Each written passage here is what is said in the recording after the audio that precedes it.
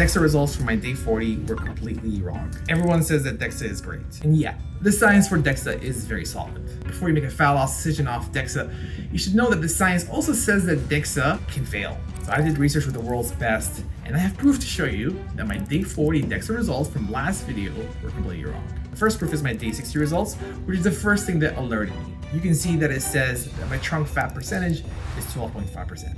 Okay, so I originally got DEXA done because a friend of mine insisted, and you can't blame him. Everybody says that DEXA is the best way to measure body fat percentage, etc. But it was completely wrong for me, and I'm gonna show you the proof now. On day 60, my DEXA scanner results seem correct. It said my trunk body fat percentage is about 12.5%, which seems correct. Like if you look at the video from earlier that day, it actually does look like 12.5% compared to other videos or pictures on the internet. It's what you'd expect. And it also said my total body fat percentage is 15.8.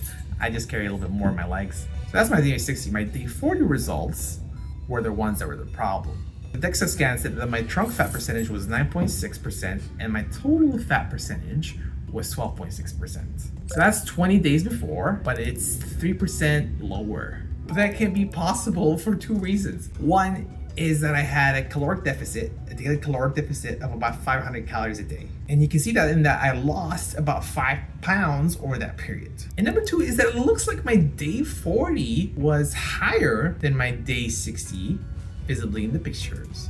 We already established that my day 60 was about 12 to 13%.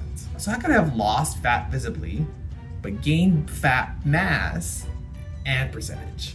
It's just not possible. I also, you should know that I actually got stronger in that period. My maxes went up, so I don't think I lost any muscles. If you instead assume that I lost 2 to 3% body fat percentage over that period, which is what I believe, then my trunk fat percentage should have been about 15%. So that's about a 5% error, which is huge. But I trusted it blindly. I assumed that the DEXA results were the gold standard. That's on me. You've probably also seen many images of 9.6% body fat. You can clearly tell that I didn't look like 9.6% body fat. You've probably also seen many images of 9.6% body fat, and you can tell that I did not look like I had 9.6% trunk fat. And I should have known probably better than anybody that imaging results have error. Like imaging technology was the focus of my research. Okay, well, I don't want you to have the same shitty experience that I had, so I'm gonna share with you this DEXA result that I found. So this study found that the GE lunar, which I used for day 40, underestimated body fat mass and percentage in Korean adults. It's me, I'm a Korean. So they measured about 2 less kilos of body fat on average, which is about a 2 to 3% body fat difference. That's similar to what I experienced. This other study showed that you can have a 2 kilogram trunk fat difference even within the same brand. That's about a 5% body fat difference. That's the difference between 10% and 15%. But look, it doesn't matter. These differences, these numbers don't matter.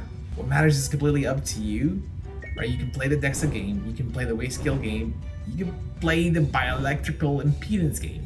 I want to have visible abs, so I take videos every 10 days where I can see the abs, I can monitor my progress, and I can make decisions about what to do next or not to do. If you're serious about fat loss, let others know in the comments so you have some accountability. And also let me know if you think I should get a day 80 DEXA scan. I don't really care, but I would do it for you.